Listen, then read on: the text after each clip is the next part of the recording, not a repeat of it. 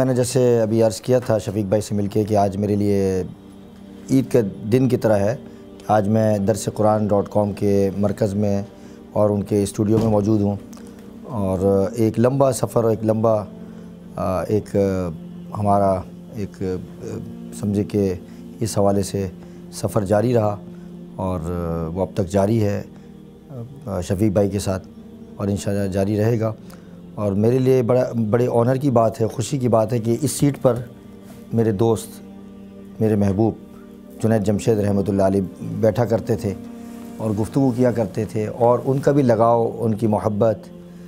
اور ان کے ساتھ عقیدت درس قرآن کے ساتھ رہی ہے، اور کئی مشائخ اور کئی بزرگان دین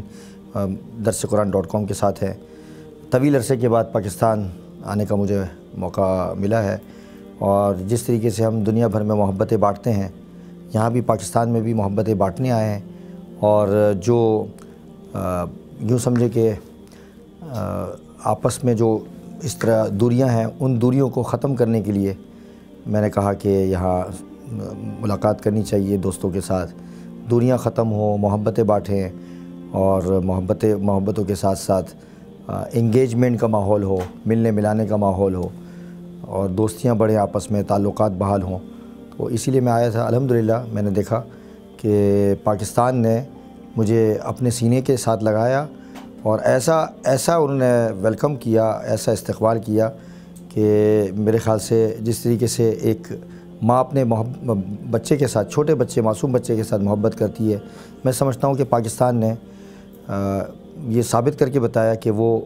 یہ دھرتی جو ہے، یہ یہاں کے رہنے والوں کے لیے، جو اوورسیز پاکستانی ہوں ان کے لیے ماں ہے۔ تو میں جو دنیا بھر میں جو رہنے والے جو پاکستانی ہیں، جو پاکستان نہیں آتے اور وہ سمجھتے ہیں کہ پاکستان کے ماحول کے اندر کوئی ایسا تناؤ ہے، کوئی ایسی مشکلات ہیں، بہت ساری ایسی چیزیں جو میڈیا پر آتی ہیں، جو نیگیٹیوٹی اور منفی چیزیں پیش کی جاتی ہے۔ حقیقت میں سمجھتا ہوں کہ پاکستان جیسا ملک آپ کو دنیا کے کسی خطے میں، کسی ایسی جگہ آپ کو نظر نہیں آئے گا۔ مجھے بہت ساری باتیں بتانی ہیں، لیکن یہ ایک شارٹ کلپ میں آپ کے سامنے ریکارڈ کر رہا ہوں کہ پاکستان اس وقت امن کا گہوارہ ہے۔ یہ جو میں جیسے ابھی میں بیان کر کے آیا ہوں کہ میں اسلام آباد سے کراچی تک کا جو سفر کیا جہاز میں، موٹر وے کی ایک لکیر مجھے نظر آ رہی تھی، اور اس لکیر کو میں نے جب دیکھا کہ اسلام آباد سے لے کے کراچی تک ایسا لگ رہا تھا کہ وہ روشنی پورے پاکستان کو یعنی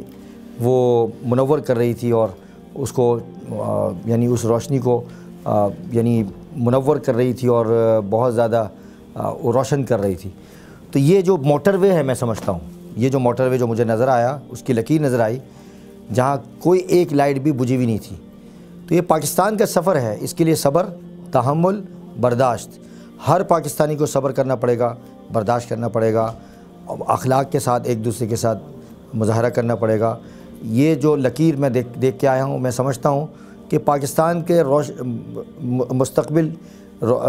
جو روشن ہونے کی ایک نشانی ہے، کہ ایک زمانے میں یہ موجود نہیں تھی یہ، اور آج یہ موٹر وے پر جو منظر میں نے دیکھا ہے، جہاز میں دیکھا، مجھے جہاز پر نظر آیا، تو اس سے میرا دل باغ باغ ہو گیا، خوش ہو گیا کہ انشاءاللہ العزیز عن قریب ایسا ماحول پیدا ہوگا کہ جہاں کبھی بھی تناؤ، جہاں کبھی نفرتیں، جہاں کبھی ایسے جو قتل و غارت گری نہیں ہوگی انشاءاللہ العزیز، اور پاکستان کے اندر امن کا گہوارہ ہوگا، سکون ہوگا، اور رزق اور معیشت یہاں کی بہتر ہوگی۔ لیکن اس کے لیے تھوڑا صبر کرنا پڑے گا، اور ہمیں خود بھی محنت کرنی پڑے گی، اور ہمیں اپنا کردار ادا کرنا پڑے گا۔ السلام علیکم ورحمۃ اللہ وبرکاتہ۔